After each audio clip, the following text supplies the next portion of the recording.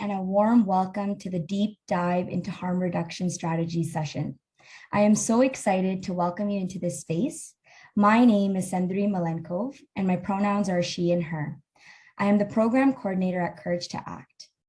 Today's training is part of our National Skills Share series, where we feature subject matter experts in conversation about urgent issues, emerging trends, and promising practices and strategies to better address gender-based violence on campus. Our presenters today are fantastic.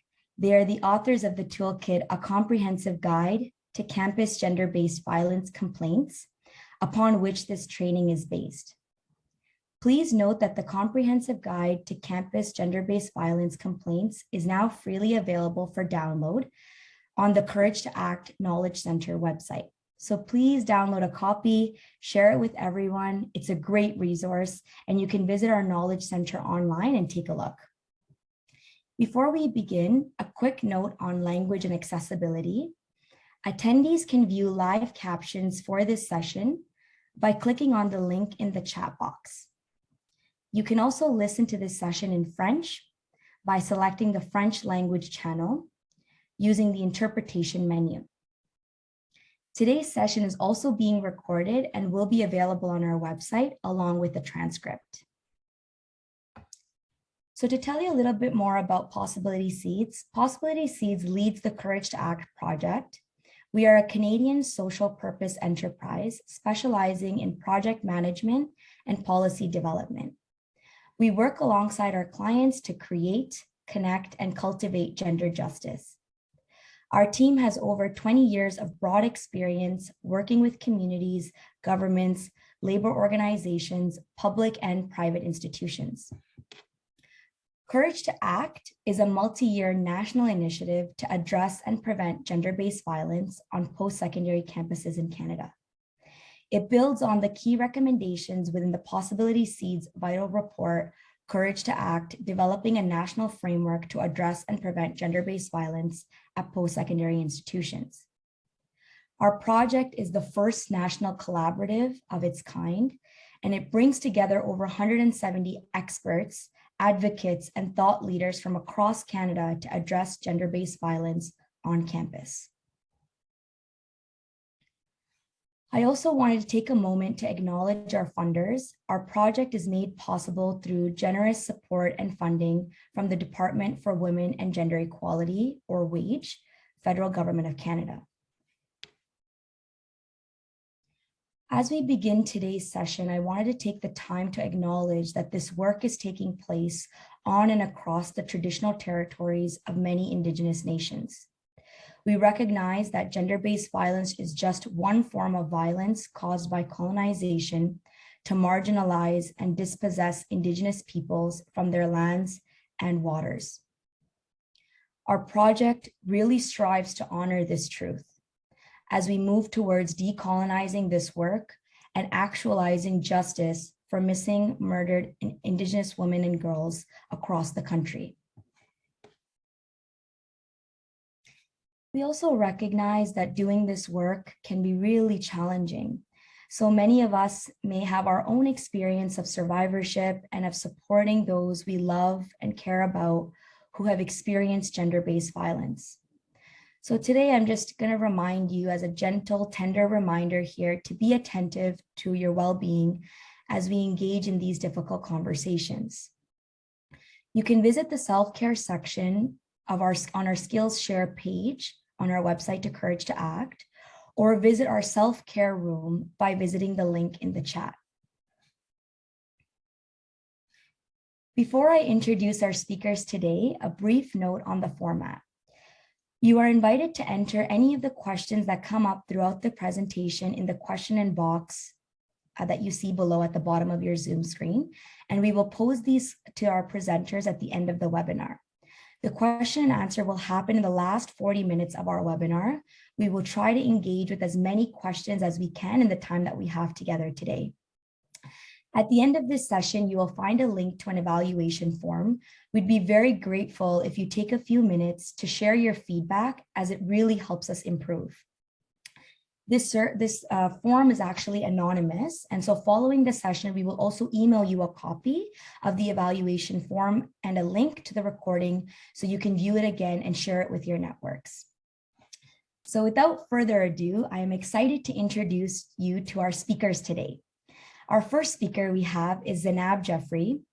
Zanab is the Manager of Inclusion, Diversity, Equity, and Accessibility at UHN in Toronto, a consultant for Courage to Act, and she builds interventions for mitigating, addressing, and preventing sexual violence.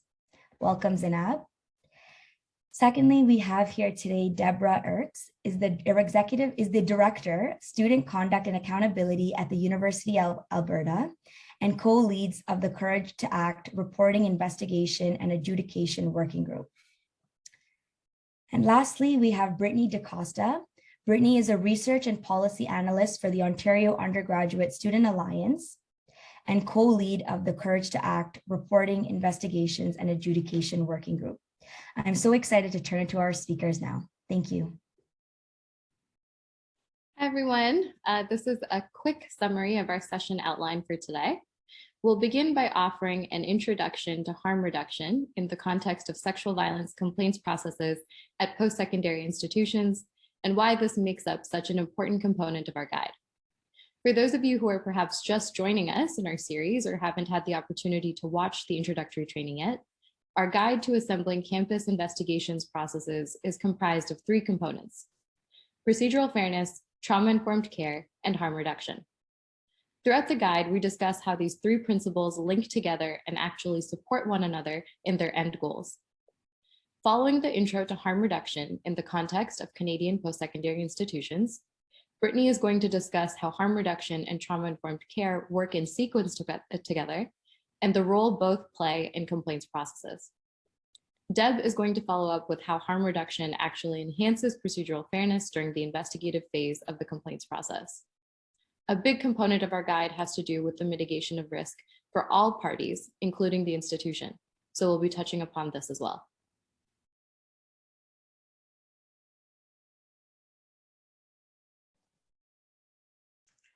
So I'm just going to start with a quick reminder of the regulatory context of Canadian post-secondary institutions.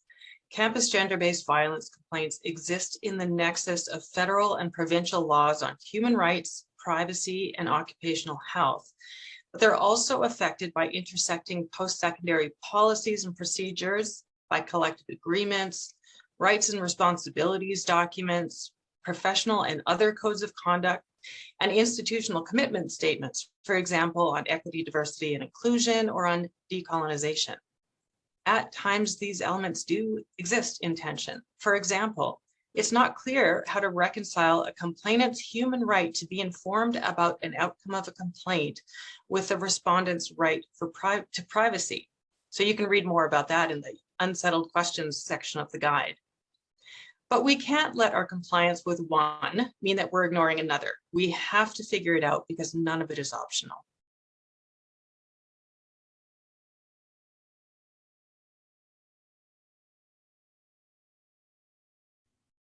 So for those of us who are not familiar, harm reduction is a philosophy that originates from the various opioid and drug crises that had plagued North America in the late 20th century.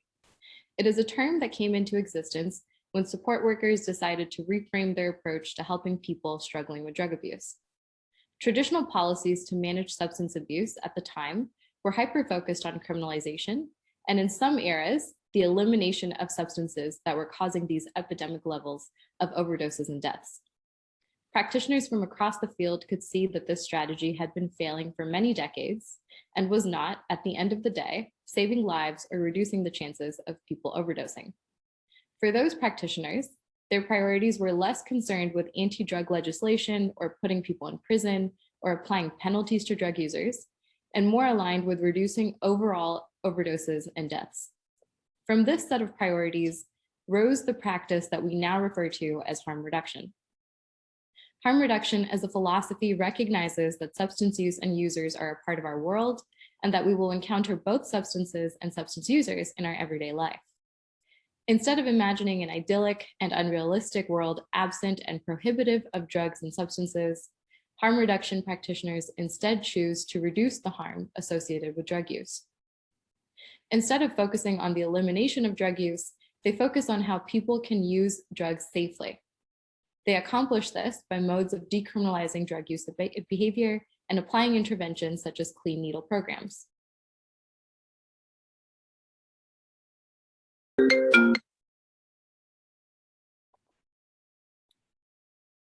Since its origins in the field of addiction and mental health, it has transcended its original meaning and has been used widely in many different fields, including most recently the gender-based violence field. In the context of GBV and investigations, we want to pose a definition of harm reduction that focuses on mitigating the harm experienced by involved parties in an investigation. Simply put, in our context, we are using the plain text version of the term harm reduction, where harm refers to the difficulties experienced during the investigative process by involved parties, and reduction refers to our efforts to mitigate or eliminate that harm. Next slide.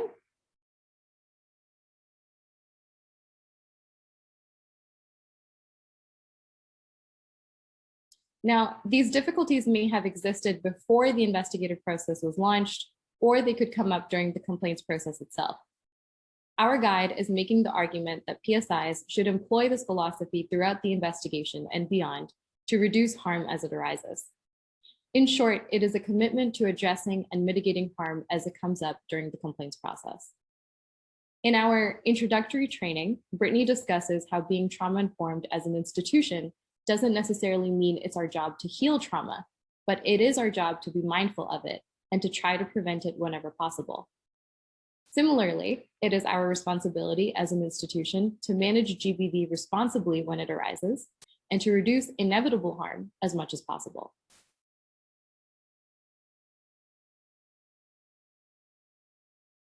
Next slide.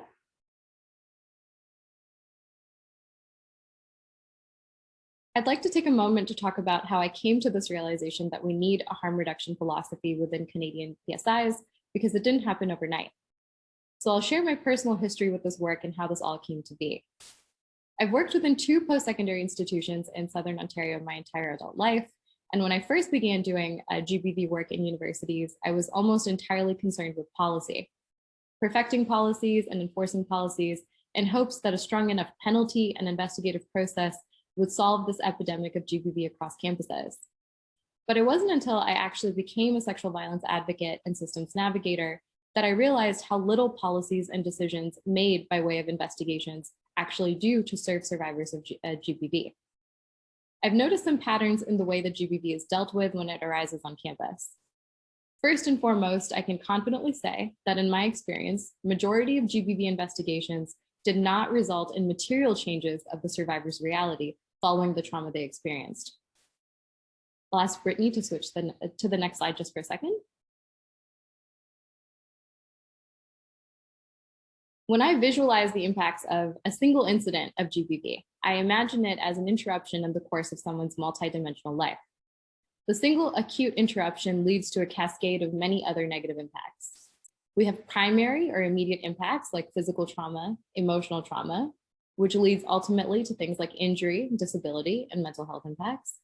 And then downstream, we have longer-term secondary impacts that may not present themselves right away, but stem from the primary impacts. For example, disability may lead to financial struggle if someone has to leave their job.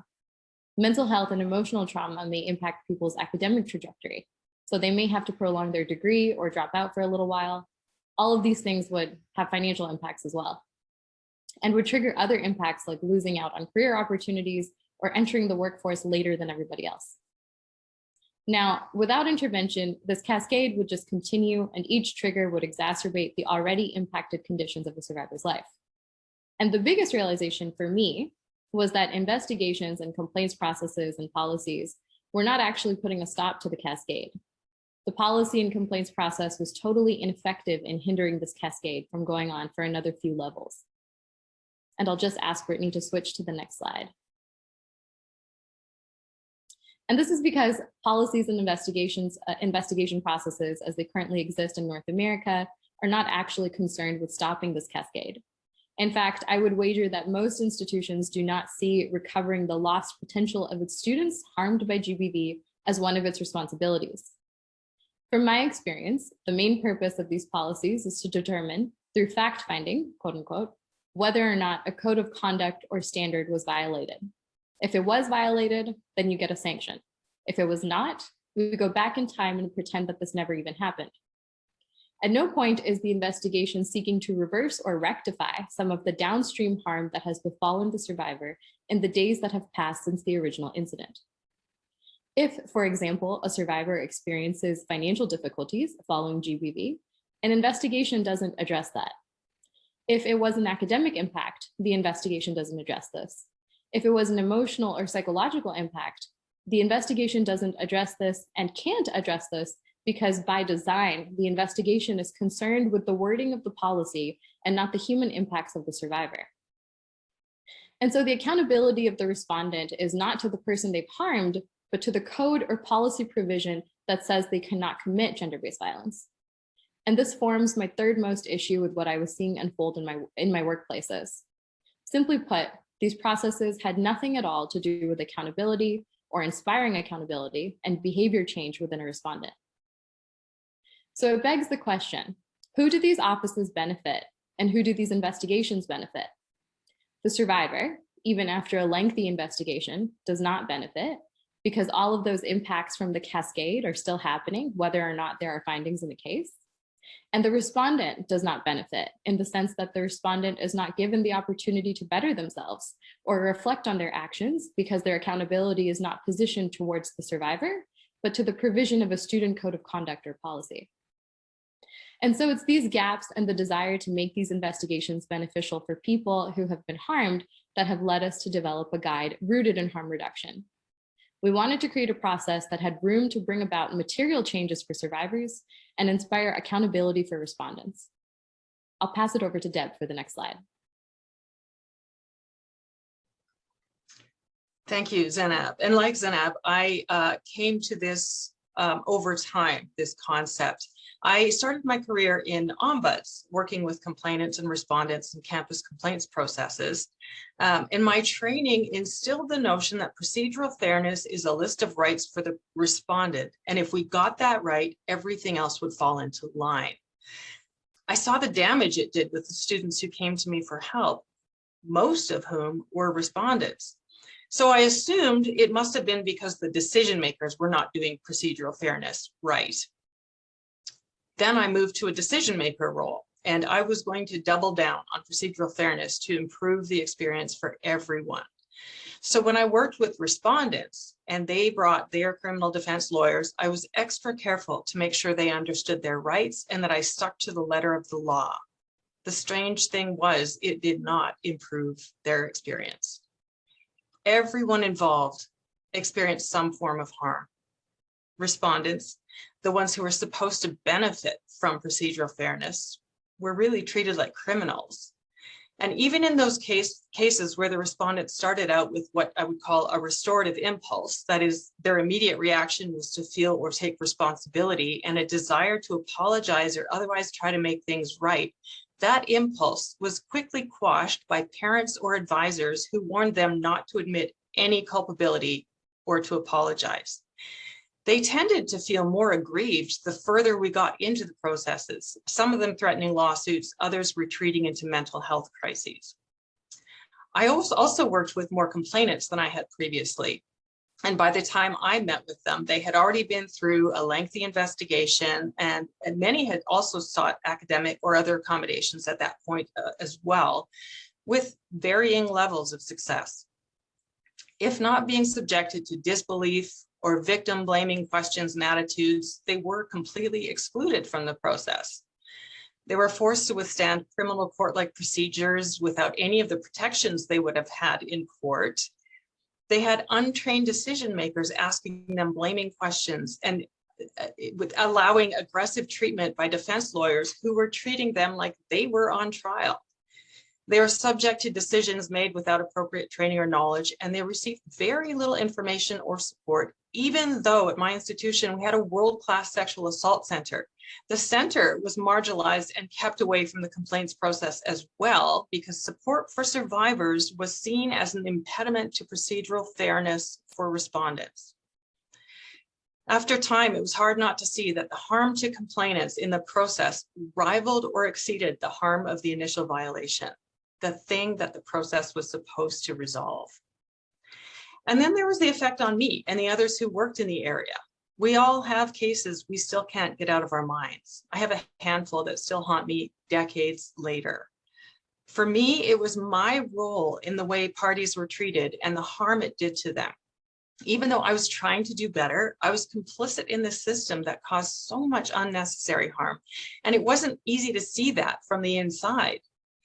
It became obvious, though, when I looked at the students across the table from me.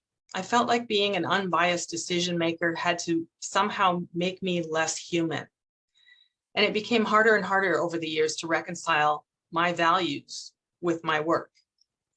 So no one in these processes got out unscathed. And I finally saw that it was because we were ignoring the human experience, the emotional, psychological, physical, and social fallout of having to go through our processes, both for complainants and respondents.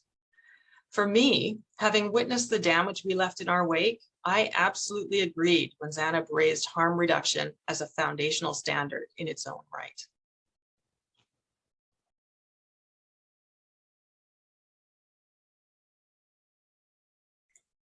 Yeah, thank you, Deb, and thank you, Zanab. Every time you reflect on your stories, I always take away something new. So thank you for that. For me, the concept of harm reduction in complaints processes really clicked from my time and experience as a student, where I witnessed the harms our institutions and institutional processes have on people within them and what it means to work in these systems. This was really sparked by the sexual violence that was happening in my law school at the time and the harm that was occurring as a result of how that violence was talked about and responded or not responded to more accurately. Part of this was also experiencing how it was left to us as students to sit with, work through, and create our own responses to the harm we were seeing and experiencing. What it really showed me was how problematic our institutional structures are. And this forced me to think more deeply about what it meant for me, a white settler, to become a lawyer within a broader colonial legal system, and how I could end up creating more harm than actually contributing to systemic change. So I was sitting with this pretty rigid and narrow understanding of what we need to create change. But I was fortunate to be able to work with a local anti-poverty group led by people with lived experience who graciously gave me their time and taught me so much about what it means to do this work.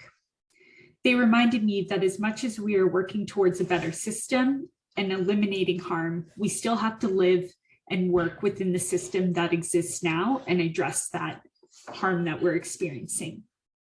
So although the focus of our conversations was on the role that lawyers play in systemic advocacy, what they really taught me, and I'll say we didn't call it this at the time, and I've only recently made this connection in my own thinking, was harm reduction.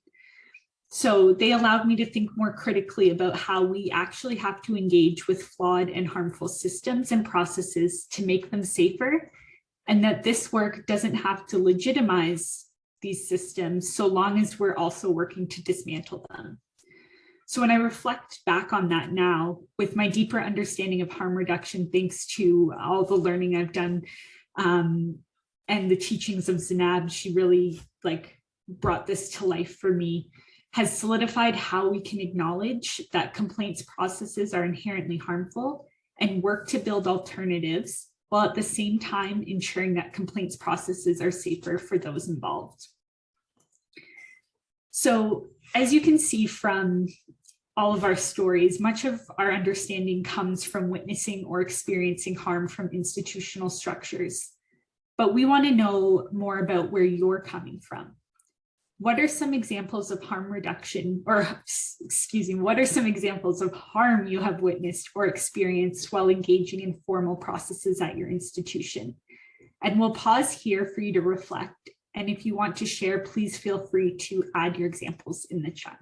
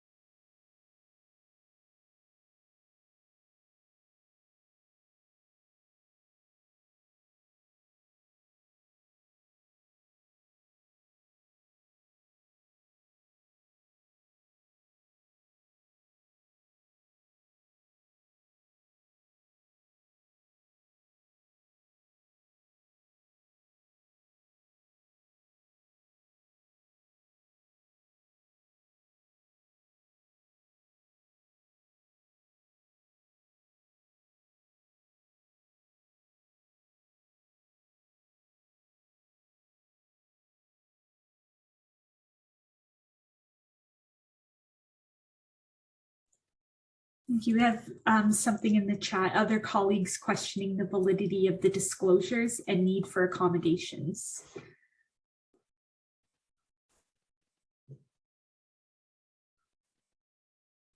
And reiterating stories multiple times with mixed responses of affirmation and denial. Yes.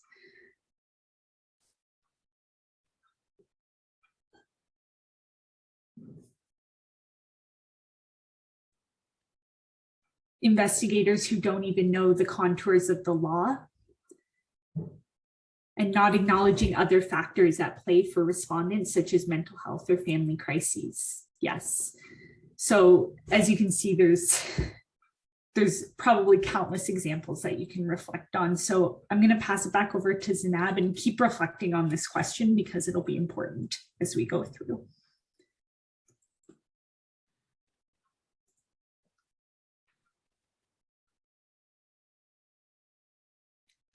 So there's two major concepts that serve as the inspiration for why a philosophy rooted in harm reduction is so important. The first is institutional betrayal. Institutional betrayal happens when you, as a survivor, approach the institution where the harm occurred and are met with a response that does not do justice to the concerns you've raised and what you have gone through. Essentially, GBV happens, you've documented it or brought it forth, not even necessarily in a complaints capacity, and have been met with a person who fails to take appropriate action after learning about your experience. Examples of these betrayals may include things like victim blaming, rape myths, cultural insensitivity, and racism. The second concept is an offshoot of institutional betrayal known as sanctuary trauma. This term is more specific to spaces within the institution that market themselves as safe for survivors. So we're thinking of places like the GBV offices, therapists at the school, for example, resident staff, or even professors. Basically, what is happening is that a student enters a space that should be safe, only to be further harmed there as well. This leaves the person who came forward feeling abandoned, re-traumatized, and perhaps even worse off than they were before.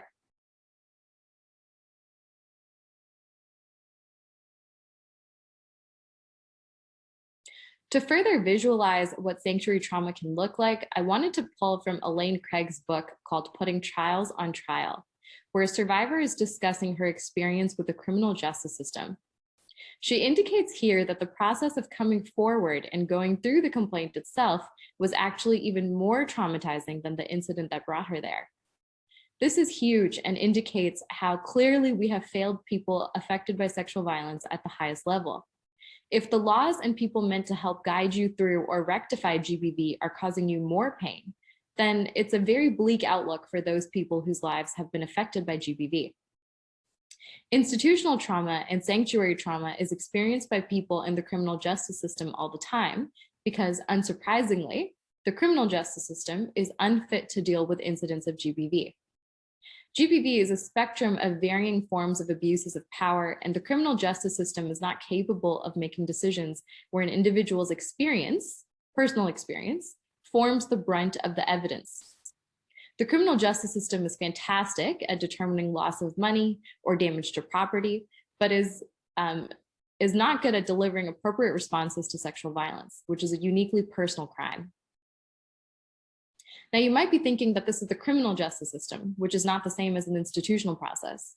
But all processes in Canada are based on colonial duplications or mimicry of pre-existing systems. So it's inevitable that elements of the criminal justice system will make their way into our processes as well. And it's really not that much of a stretch when it comes to PSI processes because there are undeniable elements that make the two remarkably similar to one another. In the criminal justice system, the incident of GBV is treated as a crime against the state. The survivor is a witness to the crime and not the subject of the crime. Similarly, in our institutions, the incident of GBV is first and foremost a violation towards the institution and its code of conduct. Survivors are also treated as witnesses during the investigation. You have an investigator who pokes and prods at testimony and then delivers findings to a decision maker that acts as a judge on the matter. There's even a sanction that is delivered by the judge that has almost nothing to do with what the survivor actually needs or wants. Even though the survivor may be allowed to provide input, They have no real power in the process at the end of the day. Some PSIs even have cross-examination built into their processes, and juries where students make up a panel of decision makers. So even though institutions are not necessarily based in criminal justice, that doesn't mean that they're not mimicking many of the same mistakes produced by the criminal justice system. And in turn, it also means that we are vulnerable to reproducing the same kind of institutional betrayal and sanctuary trauma within post-secondary institutions. Next slide.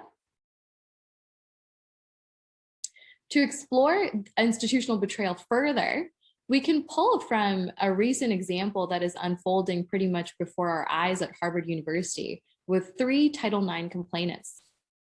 We see a situation where the institution is colluding with safe spaces to work against the survivor. Now, Harvard is obviously a very extreme example.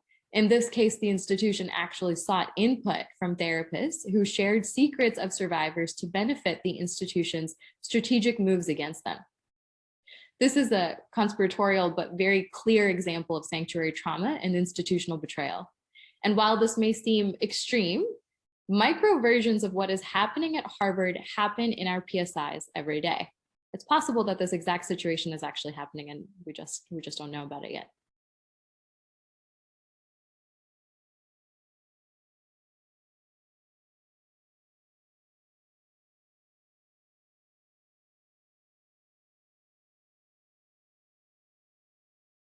And so thinking about what's happening at Harvard today, we wanted to take a moment to ask you if you could ever recall a time where a client of yours was harmed by complaints processes, told you that they regretted the complaints process, or actually felt traumatized by the complaints process. So potentially in a worse position than they were before they came to you and started a complaints process.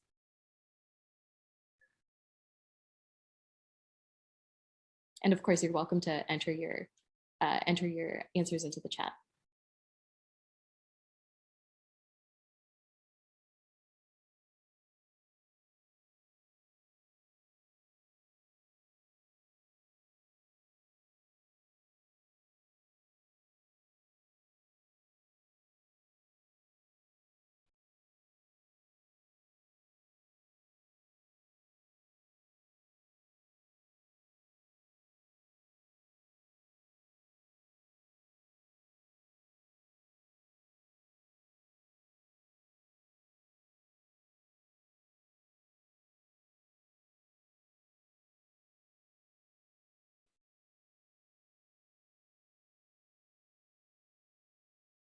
So another argument we make in favor of adopting a harm reduction philosophy in the complaints process has to do with promoting accountability. Our stance is that one of the main goals of a complaints process should be to promote and inspire accountability for the respondent. Given that majority of sexual violence is committed by the same offenders, we are aiming to inspire behavioral change and accountability for the purposes of preventing future harm. Our guide takes a close look at 3 kinds of accountability that these processes should seek to produce. So we'll begin by talking about individual accountability. Brittany, could you jump back to the past slide? Perfect, thank you. So individual accountability. This is at most what majority of traditional contemporary complaints processes currently produce. Individual accountability is concerned with one person committing one action and holding them to a sanction or standard. On its own, this is flawed in the context of GBV because it fails to look at systemic causes of GBV and environmental factors on campus that could have enabled GBV. It limits self-reflection to what is written in the code of conduct or policy and not an accountability to the greater community. When a process is limited to individual accountability, the sanction that is produced is a penalty for violating a policy or code of conduct. It lacks room for reflection on why their actions against another person should not have happened and can never happen again to someone else. A penalty without accountability is not effective in reducing harm because there is no behavior change in the respondent and no incentive to stop harming others in the future. Next slide. For that reason, we make the argument that these processes should inspire interpersonal accountability among respondents, meaning that respondents should walk away from this process with a renewed understanding of why their actions were harmful and a desire to be accountable to the rest of the PSI community. The goal of implementing interpersonal accountability is to reduce future harm by inspiring behavior change in those students who have committed GBV to not do it again in the future.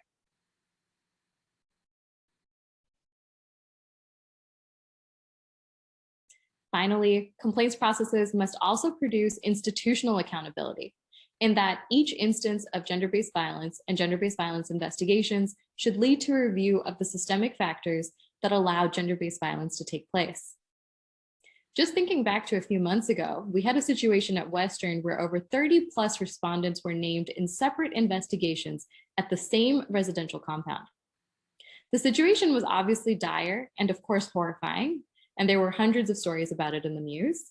And in fact, Deb, Brittany, and I were all interviewed at several different junctures about the situation. And every interview had the following question: what do we do about these guys that are causing harm? How do we get to them? And what penalties should the university apply?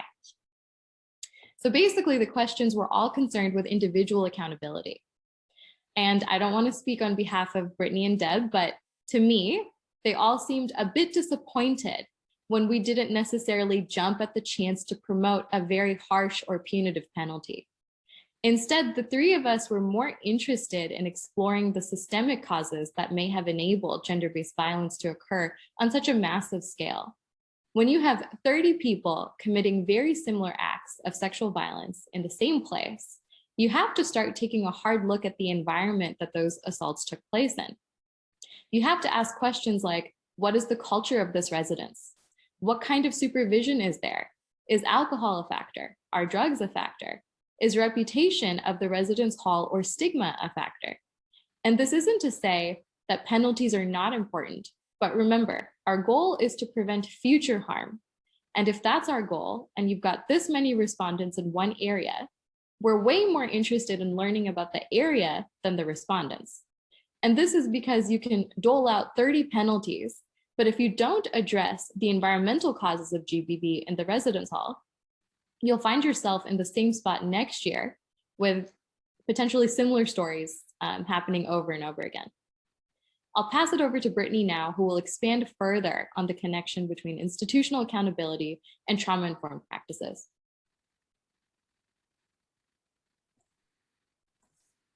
Yes, so if you recall from our introduction to the foundational standards webinar and in chapter 2 of our guide, one of the principles of trauma-informed practice in the context of campus gender-based violence complaints is that knowledge of trauma and its impacts must be integrated into all policies, procedures, and practices to avoid re-traumatization and to mitigate harm. One practice is to approach every interaction as if trauma is present, recognizing that everyone is coming to the process with their own histories of trauma and knowing that everyone will display or not display trauma symptoms in the same way. This creates a safer process, allows involved parties to participate more fully in the process, and protects against discriminatory treatment to ensure human rights protections are upheld.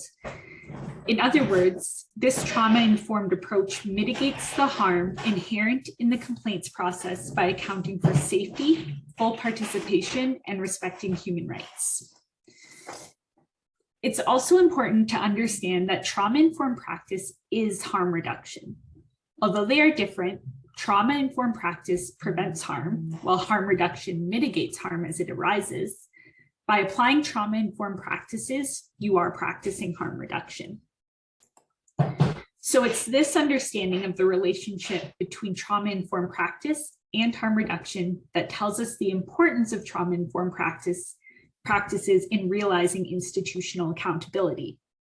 As Zanab explained, in the context of gender-based violence complaints, institutional accountability is the administrative responsibility to, among other things, prevent harm before it occurs and address the gaps that enable harm. So if trauma-informed practice is about preventing harm, and institutional accountability requires preventing harm and addressing gaps that enable harm, you can see how trauma-informed practices are a form of harm reduction that allow for institutional accountability.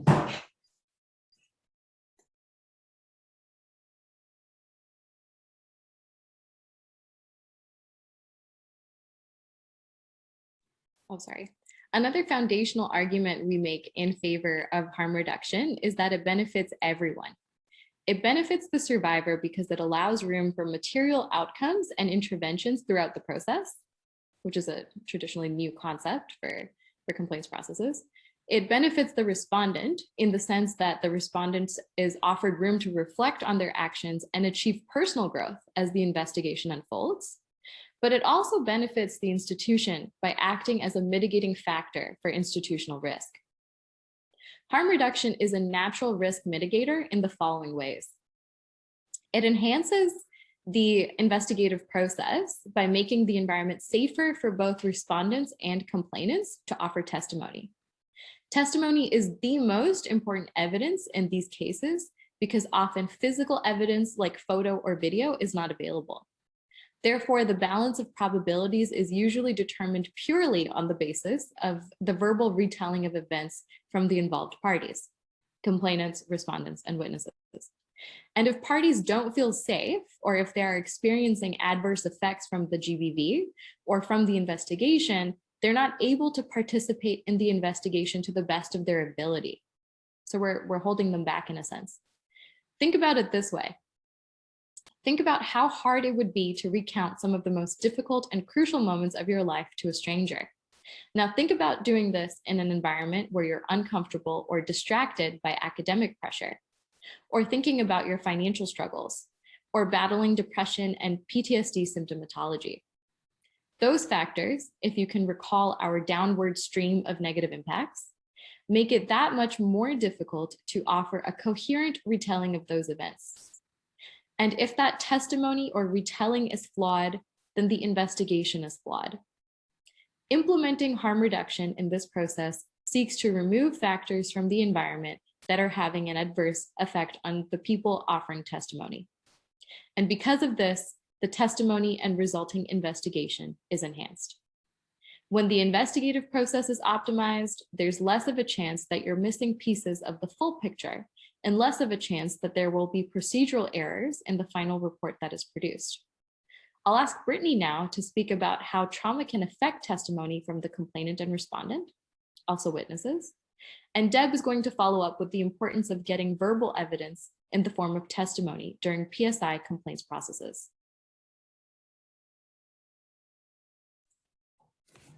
So one of the ways that you can address the harm inherent in investigations and make that environment and context safer for everyone involved, to allow them to provide more thorough and comprehensive responses, and to make more accurate determinations of credibility about testimony on the investigator's side or the decision maker's side, is to take a trauma-informed approach to investigations.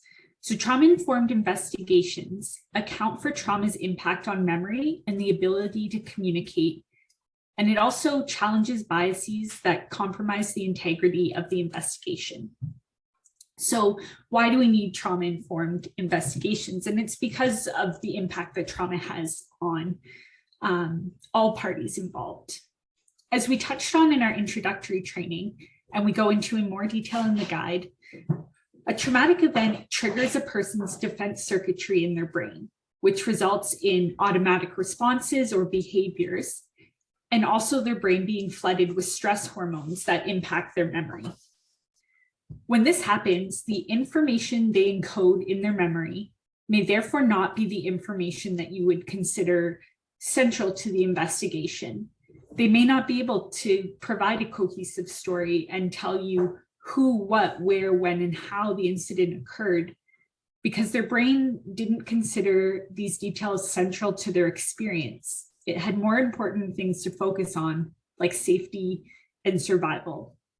So instead, a person may remember sensory details like a smell or a sound or other what we might say is an insignificant detail, but is central to their experience and can be very important to the investigation. So it's important to understand that the most credible information you can gather from a person about a traumatic incident is the information that is most central to their experience. This is the information that they have encoded in their memory and that will be easier to recall.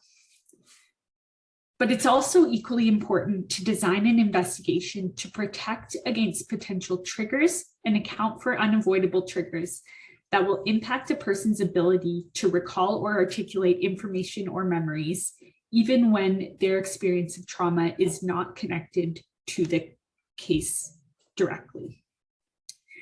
So if the environment or situation is stressful, an interviewee may experience a trauma response, which will make it difficult for them to recall information and provide the testimony you need for a fair investigation.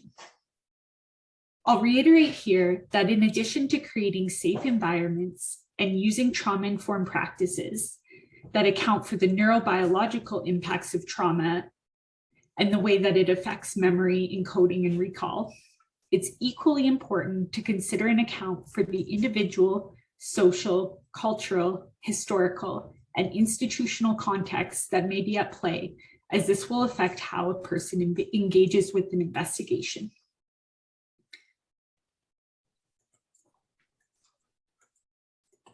So I'm going to try and illustrate these concepts in the context of a campus gender-based violence investigation. As we know, gender-based violence investigations rarely come with any corroborating evidence. The nature of the act is that it is done in private with no way to prove that it happened. A key feature of gender-based violence is also that by design, it implicitly or explicitly makes the survivor feel complicit or responsible for the harm inflicted on them, even often resulting in delayed reporting if they report at all. Investigators often then have to rely exclusively on the statements provided by participants, namely the complainant, the respondent, and the witnesses, if there are any. In the case of delayed reporting, fading memories, people leaving the institution, all add another layer of complexity to the investigation.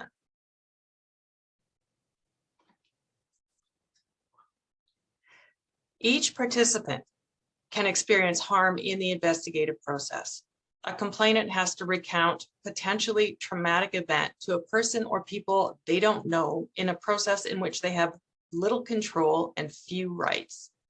On top of that, as Britney just described, trauma may affect their recall, their ability to articulate or put details in a particular order, or it might affect their behavior and emotional regulation, or triggers in the process can result in re-traumatization. They might face blaming questions or questions based in myths and stereotypes, and many survivors have yet to unlearn those myths and stereotypes themselves, so they may be engaging in self-blame. Like I described earlier, the respondent feels like a criminal if they're treated like a criminal. And this is especially harmful if they're from a community that faces disproportionate representation, for example, in the criminal system. They may also be dealing with their own past trauma. As we know, hurt people hurt people. And so they might be triggered as well within the process. They might feel unable to take any responsibility or to believe that taking responsibility is actually far too risky for them, and then retreat into a defensive mode. And think about Jennifer Freud's DARVO model, which is defend, attack, and reverse victim and offender, which causes its own new harm. We also often forget about witnesses and their experience in the process. If there are any, they may be in an awkward position. For example, if they're acquainted with or in the same social circles as the complainant and or the respondent, they might fear retaliation as a result of getting involved in an investigation, or they also might be dealing with their own past trauma. The way the investigative interviews are conducted has a significant impact on both the integrity of the investigation and the experience of the people in it, as Zanab was describing. So under these stressful conditions, For all three types of participants, if the investigation is done in a way that is not trauma-informed and where no harm reduction measures are used, their ability to offer valuable information is in fact compromised, which means we'll be basing a decision on incomplete or misunderstood information, and that introduces risks to the institution as well, including greater risk of appeals and review by the courts.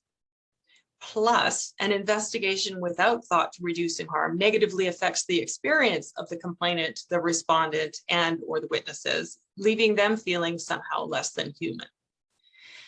But creating safer environment for investigations involves sometimes insignificant steps to reduce the harm, such as giving the interviewee the choice of where to sit, or providing clear information about their role in the investigation and what to expect, allowing them to have a support person with them, and many of the other strategies we'll be bringing up in the deep dive series when we get into the investigations.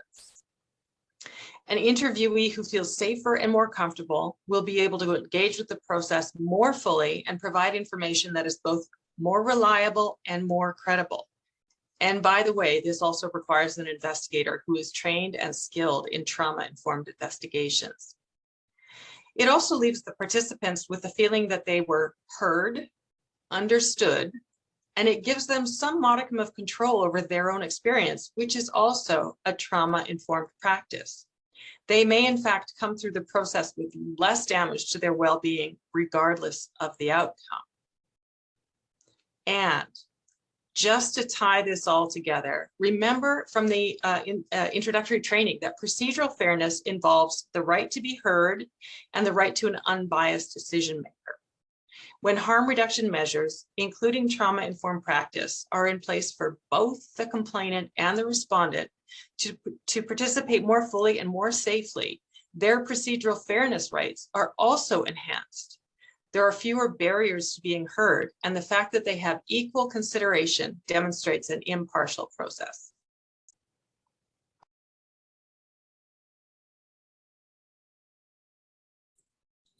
So one thing we want to do here is provide a bit of context for how this applies to all parties, including the respondent specifically, by looking at the prevalence of trauma generally.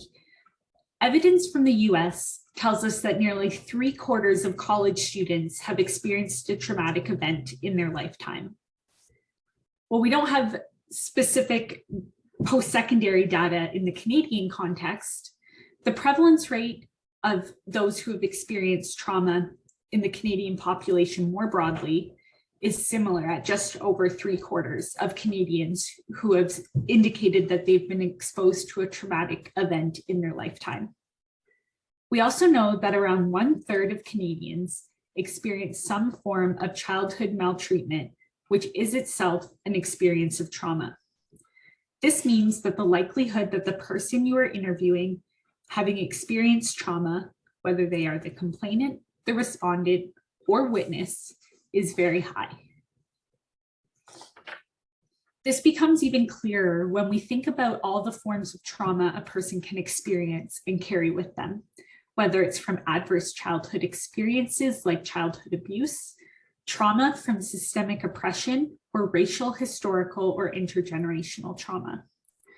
This is especially true for Black and Indigenous respondents and other respondents who face systemic oppression and other forms of violence.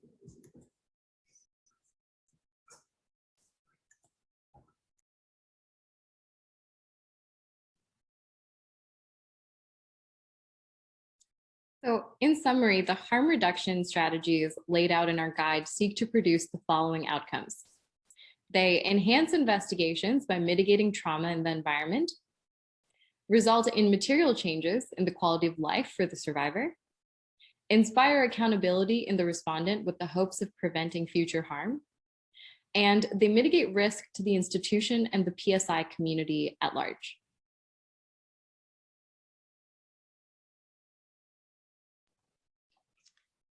And you can build harm reduction right into the process from the start. For example, when choosing a model for your complaints process.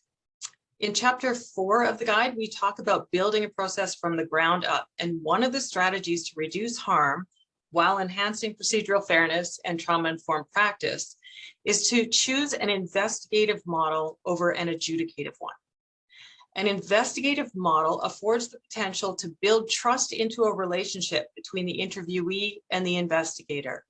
In this model, the participant meets with the investigator individually or with a support person or advisor, likely more than once, to provide their information and respond to adverse evidence. While the complainant and the respondent never come face to face, there's ample opportunity for them to be heard and to challenge or explain evidence that doesn't support their account of what happened. By contrast, an adversarial model pits the complainant and the respondent against each other in a synchronous hearing, often with multiple decision makers. The hearing is the sole opportunity to present one's entire case and make all of their arguments, introducing a high-pressure environment. The complainant is usually treated as a witness in the hearing rather than a party, meaning they're not allowed to remain in the room except when giving their testimony. If counter allegations or adverse evidence is introduced when they're not in the room, they don't have the opportunity to respond to it. Questioning by the parties or their advisors or lawyers can mimic cross-examination at criminal trials, but often without the same protections in place because few of these tribunals are trained in how to run hearings of this type.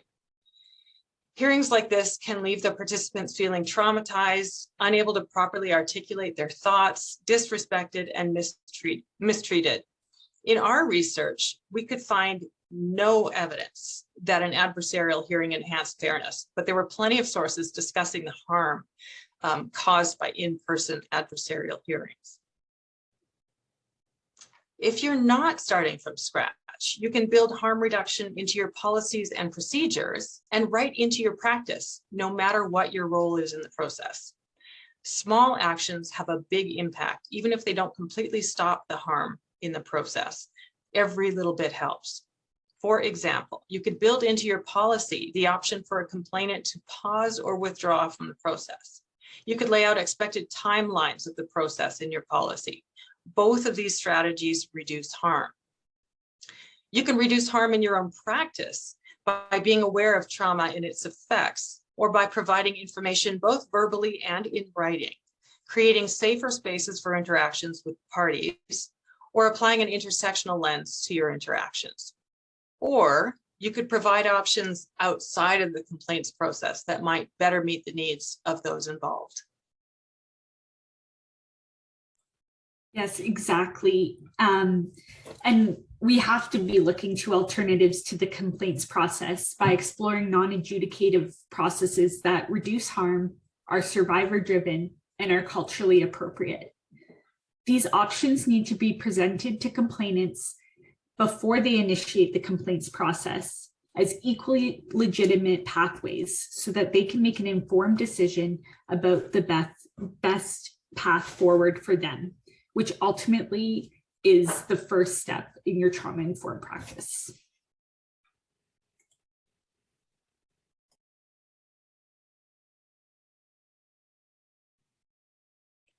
So at the risk of sounding repetitive, I'll say it again. The way that we have framed harm reduction as a philosophy for our guide is informed by these three goals. We want to combat institutional betrayal and sanctuary trauma. We want our sanctions and processes to promote accountability. Having penalties that do not inspire behavior change will not result in long-term reduction of risk to the community or reduction in future harm. Solutions produced by complaints processes must be rooted in interpersonal and institutional accountability. And lastly, we want to mitigate risk by enhancing investigations and the environments in which they occur by using methods of trauma-informed care and procedural fairness with the intention of reducing harm as it arises throughout the complaints process.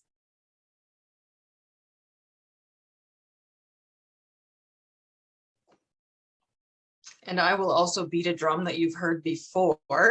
We had this slide in the introductory training, if you would remember. And it bears repeating that our goal has been to dispel the two myths. On the one hand, that procedural fairness is only for respondents and trauma-informed practice is only for complainants. And on the other, that these two principles exist in tension or opposition to each other. In fact, the three foundational standards not only apply to both the complainant and the respondent, but they work together and reinforce each other for a stronger, more humane complaints process.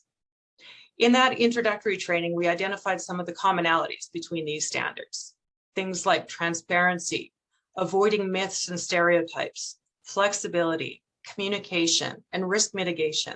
These elements are featured in each of the foundational standards. Again, evidence that there's no conflict between them, provided that procedural fairness, trauma-informed practice, and harm reduction measures are applied to all parties.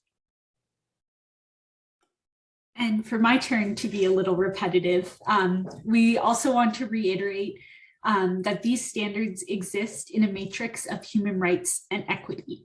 So this means that none of the foundational standards can fully exist without the others. We can't have procedural fairness without trauma-informed practice or harm reduction. And we won't actually meet those standards unless we're also meeting the standards of human rights and equity.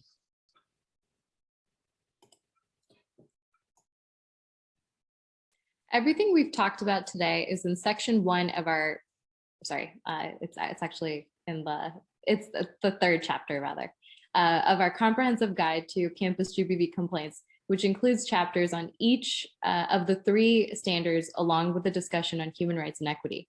The rest of the guide offers strategies and recommendations and raises important unsettled questions in a way that shows how these standards are dependent on one another.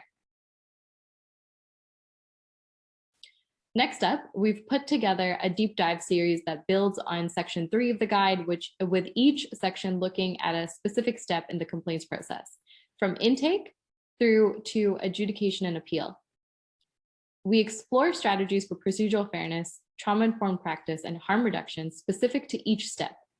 These sessions will be a great place to come learn how you can apply these strategies in your roles and at your institutions, meet others to build your network, and think through some of the barriers and challenges you face.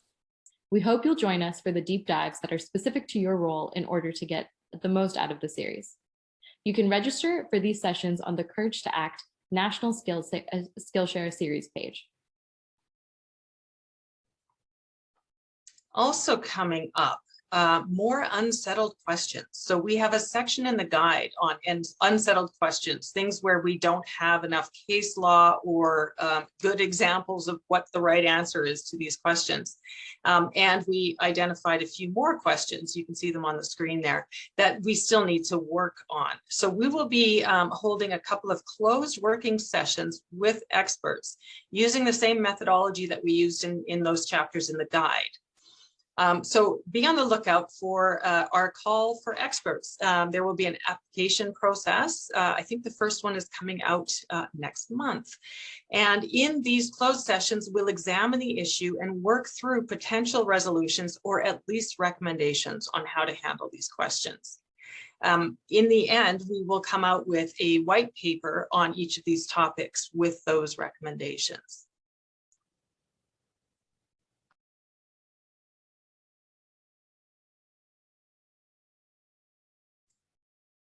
Amazing. Thank you all so much for such a comprehensive and powerful presentation today. And now I'd like to invite our attendees to share questions and comments.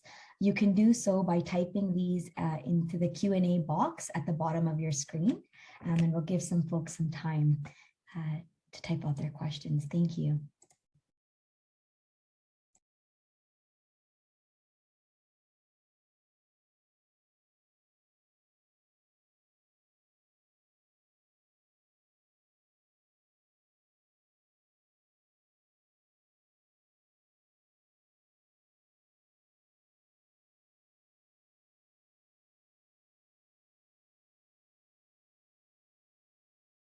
Awesome. Looks like we got our first excited question here. So this one's for Deb. How do we deal with harm we have no control over? That is a great question. PSIs have limited resources and, are expected to deal with seemingly unlimited needs. And so I'm thinking harm that we have no control over might include things like harm caused by the gender-based violence itself, prior trauma, people coming in with trauma, and harm by external agencies, thinking about police and the courts. So I think the best advice I can give is that post-secondary should think about the fundamental question, what are we here to do? So looking to the educational mission as a guide. What are we doing to remove the barriers to achieving the educational mission? And that I think would apply to staff, faculty, and students, because each person in the post-secondary community has a role in that educational mission. So thinking about actions by community members and post-secondary processes that create barriers to full participation in the learning environment, working environment, living environment. These are harms that we can and should work to mitigate. But for the rest, it's helpful to have partnerships and connections to outside agencies so that you can give a warm handoff or referral to an actual person instead of just saying, we can't help. And so what this does, this focus on the educational mission, is it helps us allocate those limited PSI resources to align the work within the post-secondary with the educational mission. And I'm going to ask Britney and Zanab if they have any other thoughts about that as well.